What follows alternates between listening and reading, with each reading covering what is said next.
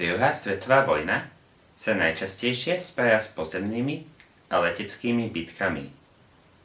Jedno z najdôležitejších dianí sa ale odohrávalo v Atlantiku.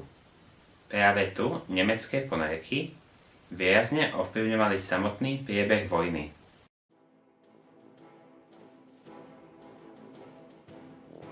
Na začiatku druhej svetovej vojny je situácia na mori jasná. Británia má najväčšie námorníctvo na svete a Nemecko čelí obrovskej priesile. Nemecké veliteľstvo ale prichádza s plánom. Nemecko síce nemôže poraziť kráľovské námorníctvo v priamom boji, ale ponorkovou blokádou môže Britániu odrezať od zásob z kolónií a ostrov pomaly vyhľadovať.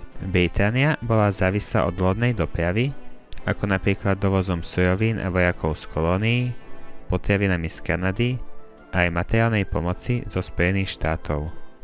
Ak by sa ale tento tok zásob prerušil, Británia by sa stala ohrozenou. Nemecká námorná doktrína ale nebola jednotná a už od začiatku konfliktu v nej prebiehal zásadný rozpor záujmov. Vrchný veliteľ Kriegsmarine Erich Raeder zastával konvenčnú doktrínu bojových lodí s cieľom vybudovať lodstvo, ktoré sa dokáže postaviť anglickému námorníctvu v otvorenom boji.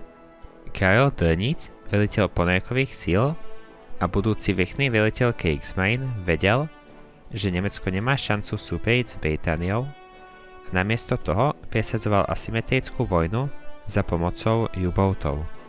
Po začiatku druhej svetovej vojny v roku 1939 začínajú prvé útoky nemeckých ponoriek na obchodnú dopravu. Ukazuje sa, že U-boaty sú účinné, ale zatiaľ nejde o masovú kampaň nemeckého námorníctva.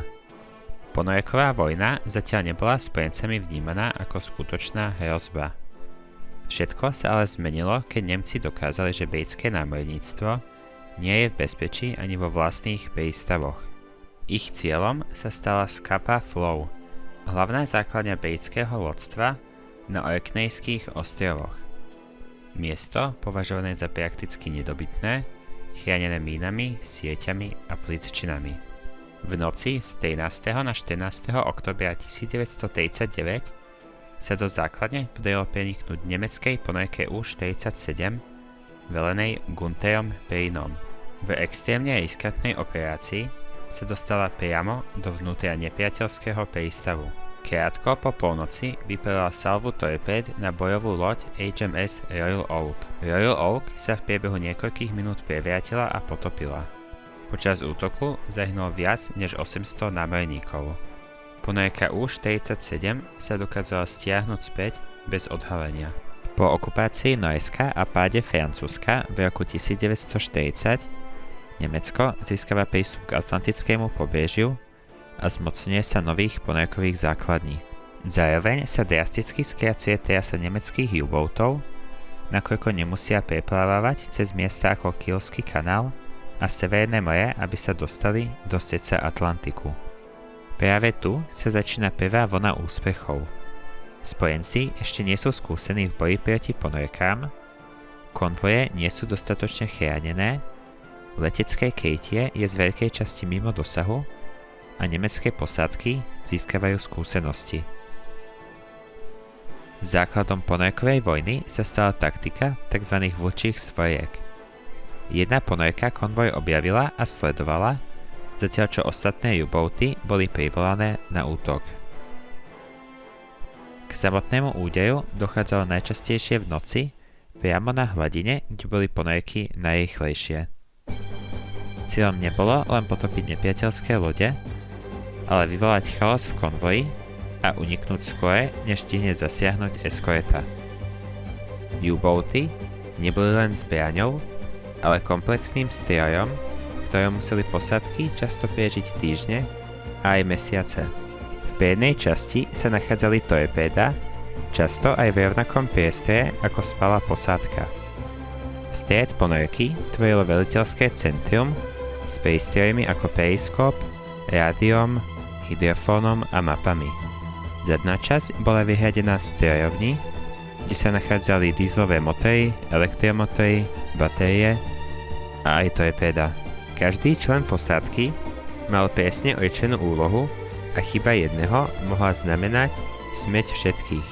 Kapitán velil celkovému dianiu na ponorke a bol zodpovedný za celú posádku.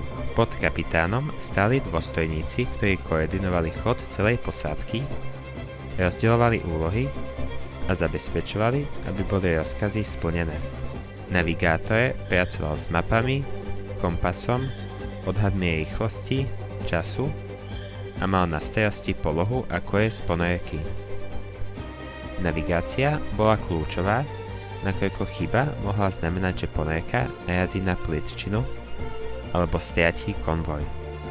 Strojníci sa starali o motory, batérie, ventiláciu, tlak, ponájanie a vynájanie a tvorili esenciálnu časť posádky.